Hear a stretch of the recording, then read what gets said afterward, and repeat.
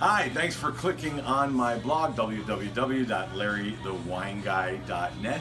And I am Larry the Wine Guy, or Larry Baker, certified level 2 sommelier and senior wine and spirit specialist for ABC Fine Wine and Spirits in Florida. I survived 35 years living in Florida, but as you know that through following my blog and also on my Twitter and Instagram, I was tweeting. I was lucky to not have any power loss, so I was blogging all throughout that. But we're back to normal here. Sorry if I didn't have as much input into the blog, but everything's back to normal. Jennifer's here. Little update, first of all, I can't get a haircut yet because my hair cutter replaced it, so lots of gray hairs coming out. Secondly, the badge the name tag that we've been talking about, it did come in the Thursday before we closed, and I was so proud. It was silver because I'm a senior wine spirit consultant, and it had my name and where I come from, Larry, Brooklyn, New York, and it says serving you since 2009. And then I went home, just everybody got crazy. I started watching the news, going nuts, and I just threw the shirt into the laundry, and guess what? No more name tag. So I'm back to where I started, square one, reordering a new name tag, and I'm back to the old name tag. It doesn't tell me where I'm from or how long I've been with the company, but I'm happy to say that I got to wear it for 1 hour and 25 minutes and enjoy my new name tag. Okay, so today I'm going to dispel the myths, or what I call wives' tales. And there's quite a few of them that I hear anywhere from 25 to 50 times in a week from customers and guests and questions on the blog over and over and over. I can't do all of them. I'd be here for 3 hours dispelling things that people believe. See, phones, all actions are happening here. Maybe we should take that, no, somebody got that phone. So what it is that I want to dispel those myths. Other retailers are telling that, other sommeliers for some reason. It's somehow a chain letter of mistakes going on here. Number one, okay, let's talk about sulfites. Sulfites, sulfur dioxide, is a natural byproduct. As soon as you start fermenting the wine, you've got sulfites in the wine. Okay, they do add extra sulfites in some cases as a preservative or to hold the color on certain wine, and that's true. But there is no such thing as a sulfite-free wine. So many guests come in here looking, where is your sulfite-free wine? We don't have any. The new legal label in the United States from the FDA is as follows. You can put on the label minimal sulfites detected, because there's still some in there, whether you put no added one or no additional sulfites were added. Sulfite-free would be a lie, so it's deceptive advertising. Number two, everybody says I drink whites because reds give me the headache because of the sulfites. And first of all, sulfite allergies, only 1% of the world's population truly has been told that they have a sulfur allergy. And believe me, it's not caused by a headache. You asking me causes me a headache, but no, it does not cause a headache. There are 3 times the amount of sulfites. Busy day on the phone. They want to know if we're open. We're back in action talking about wine. So it's 3 times the amount of sulfites in a white wine than there is in a red wine. So for all of you who have been avoiding the opposite, thinking that red wine gives you the headaches, which is not caused by sulfites to begin with. If you had a sulfite allergy, God forbid, and it doesn't cause a little bit of, sneezing and stuffiness or whatever, it causes a rash, an arrhythmia, you'd be dead, because your heart would go into tachycardia and speed up, and and that's only 1% of the world's population. You also couldn't eat about 99% of the foods out there in the world, a box of cereal, a box of raisins, any dried fruit, because they all are not, if you've seen unsulfured apricots, they're black because they're not putting sulfur in there, and that holds the color of the orange apricot. And the same thing with raisins. You couldn't eat Raisin Bran cereal. All cereals have sulfur. Most breads have sulfur dioxide in it. It's just everywhere. So you couldn't eat any of those. And again, white wine, 3 times the amount of sulfur. And another wives' tale that's tied to the sulfite thing is people say, I go to Italy, I go to France, I go to Europe, and I never get a headache. I can drink all day. I can walk into any place and get a glass of wine, ask for their house red, their house white. I don't get any headaches because they don't use sulfite. Wrongo again, okay? Wrongo dongo, great wine, by the way, because of the fact that those countries don't have to disclose on the label that the wine contains sulfites, but there's there. I've been in some really fancy wineries in Italy, and I see the bag of sulfur dioxide right next to the bottle. Plus, I brought as an example a bottle of Great Nicholas Amarone, but we'll see if we get closer there. When it comes through this border, it says contained sulfites, and that'll be on every French wine. It'll be on every wine. Argentina, anything that walks through this border, they have to make special labels that disclose contains sulfite. No, they don't make the one with sulfites and ship it to America and hold the one without the sulfites back. So stop with the sulfites. You say, well, then what's causing my headache? Well, I'm not a doctor. I'm barely a wine expert, but what it is probably number one, non-native yeast that they're using, tannins from the skin, so maybe that's why you think red wine. You may be allergic to some, maybe giving you a little allergies from yeast strains that they use, and they're not native yeast and they're non-native yeast. And also, I think the biggie is I hate to say it again, because I'm Mr. Captain Washington, but stop drinking California wine in plain English, because it's the same thing with a vodka.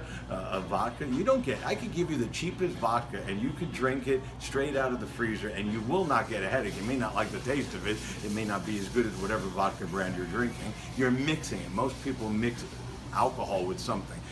They don't drink just a whiskey. They put ginger ale in a Jack and Coke or rum and Coke. It's the sugar in the Coke that is giving you. Sugar dilates you. It dilates your vessels in your head, and also that gives you that pounding headache. It dehydrates you more than alcohol does. Sugar is the enemy, and that's why you wake up with that lasting hangover. And why did I say California wine? Because it's known as the sweet stuff amongst our sommelier. There's high alcohol, which means it's caused with lots of sugar, so it's not the high alcohol, it's the fact that there's so much residual sugar in most California wine, and that is what's giving you the headache if you don't keep hydrating. When you drink European wine, you're not getting a headache, as you say you can drink all day, not from the sulfur, because even a Chateau Lafite Rothschild at $1,400.99, $1,500, is going to have about 12.5% alcohol, not 15.5 like a lot of them. I mean, even Mondavi, may he rest in peace, his winery is putting out a Cabernet Sauvignon with 15.5% alcohol right now in a Cabernet. That's high alcohol, and sometimes high alcohol could be in balance, but that means there's still a lot of sugar and residual sugar in all those California wines. The Caymuses, which is known for that overripe fruit and really powerful overripe fruit, and that means a lot of sugar, and that means the headache. Okay, so that's the sulfite issue. Number two, you go shopping and you see signs that say American Merlot, and you go, where's your Merlot, where's your Cabernet, where's your Chardonnay? What the sign should really say is, where is your 75% Merlot mixed with a bunch of other grapes, and where's your 75% Cabernet, and where's your 75% Chardonnay? Because in America, they only require, for most grape varietals in most states, 75% of the main grape that's listed on the bottle. So people will say, a wife's tale, Dispelled, my wife likes Merlot, I like Cabernet Sauvignon, and we're also getting into the red blend, when the reality is both their Cabernet and Merlot is loaded with 6 grapes. I just pulled up on the actual website for a winery, which I won't mention the name, where somebody said they've been drinking that brand and that wine, that Cabernet Sauvignon, for over 25, 30 years, and yet it was only 77% Cabernet when I showed them. A bunch of Merlot, Petit Syrah, Petit Verdot. There are Pinot Noirs in the market now that are using Riesling, Gewürztraminer. They're putting Chardonnay. This is white grapes and sweet grapes in a Pinot Noir, and you think you're drinking a Pinot Noir, so you go looking for, where's a Merlot? So how can I tell what Merlot to recommend? And we go back to ordering wine by taste and flavor profile, forgetting the names of the grapes, since you're not drinking that anyway. Go tell your person, your sommelier, your wine specialist at an ABC store, any retail store. Tell them the kind of style of wine you like, fruity, dry, whatever, and what price you want to spend. But why go hunting? Where's your Merlots at? Because you're not drinking Merlot. And from year to year, with the weather changes, they also adjust the different grapes that they're adding. So Merlot. A big one coming out here is the punt in the bottle. This is called a punt. Some people say the dimple. I know one of our competitive retailers is spreading that rumor even worse, telling people the deeper this dimple, or we call the punt, P-U-N-T, it's fourth down, it's time to punt in football, is the better quality wine. So they go around looking. They just don't even look at what type of wine it is. They just keep filling the punts, and they're going, oh, it's not deep enough. Is that true? No, it's not true. I mean, years ago when the quality of glass was not as good, the deeper the punt, it was a little bit more expensive to make a deeper punt, but it gave more stability to the glass from cracking or breaking or things like that. Today's technology, no. And you're saying, well, it must be cheaper to make a wine with a less of a punt, you know, so maybe it's more expensive. The difference in a winery making a bottle with a deeper punt or deeper hole on the inside of the bottle is about 8 to 10 cents per bottle more that it costs them. They don't care. When a winery's charging $190 a bottle, they don't care about the glass or the punt. It makes absolutely no difference. And the living proof, not that a lot of people love this champagne. This is Louis Roeder Cristal champagne, $200 per bottle, and it is a bottle. It's the only bottle that is out there in the market today of any kind of wine with zero punt, a flat bottle. All bottles of champagne should be in a dark glass bottle. This has orange cellophane to protect the sunlight. Why did they make it with no punt and still doing it today? Back in the day, in the 1900s, the French thought that the Russians, the people of Cristal, thought were going to put explosives hide it in that little dimple area, and then they couldn't see it, so they made a flat punt for no room for explosives, and they also put this cover. And to keep tradition like the French do, you got a bottle, so no punt. So if it's your favorite champagne, I guess the deeper the punt, the better the champagne, but you got no punt. So dispel the punt. Stop asking people and checking dimple. It is though fun to have it, to pour that way for sommelier, but it doesn't mean anything for the quality of wine. Stelvin enclosure. Stelvin enclosure is not a screw cap. People say, I need a wine with a screw cap. I mean, you won't be able to see it. It's on the bottle, written Stelvin. This is my good old friend Stuart Bodecker and his wife Athena Papash, who have been using Stelvin ever since their inception. There's a lot of controversy out there, and I hear crazy things like from people that say, once the day that there is no more corks on my bottle, I will stop drinking wine. I have to refer them to see Dr. Phil or some sort of psychologist or psychiatrist, because that's crazy. And they say, well, the cork keeps the wines preserved. There's all kinds of argument.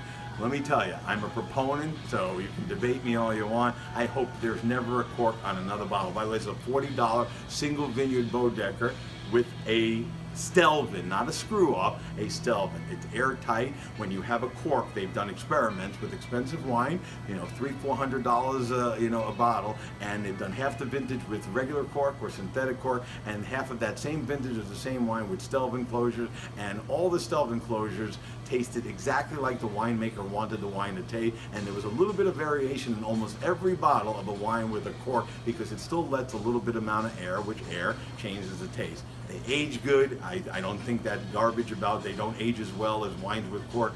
I like Stelvin enclosures, so stop thinking this means cheap wine. Even in Alsace, France, this is Alsace, France, beautiful organic producer using Stelvin enclosure. We have Burgundies with Stelvin closures, and I hope they all change that day.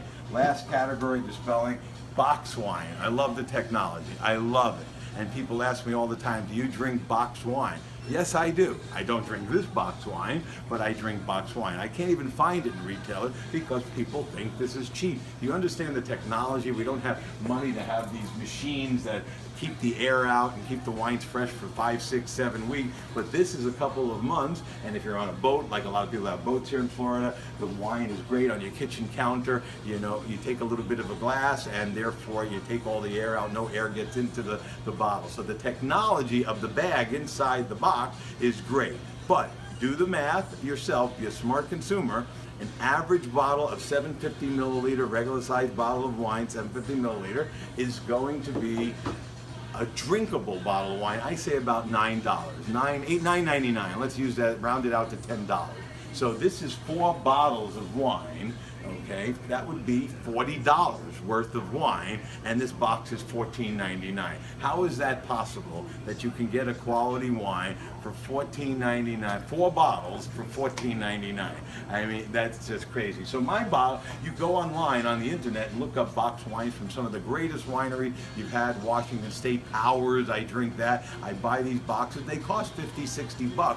but I'm getting 4 or 5 bottles, so, or some even $80 box wines are out there on the market. I think they're amazing. So I hope that dispels a few of the myths about the way you buy wine, things that you're thinking about punts, about stealth enclosures, about is it a Merlot, it's 75%, and also about the negativity of box wine. You know, use your math. 14 bucks a gallon of wine, not going to be that great. So glad to be back with my photographer Jennifer. She survived the catastrophic event as well, and it's better than me holding the camera that well.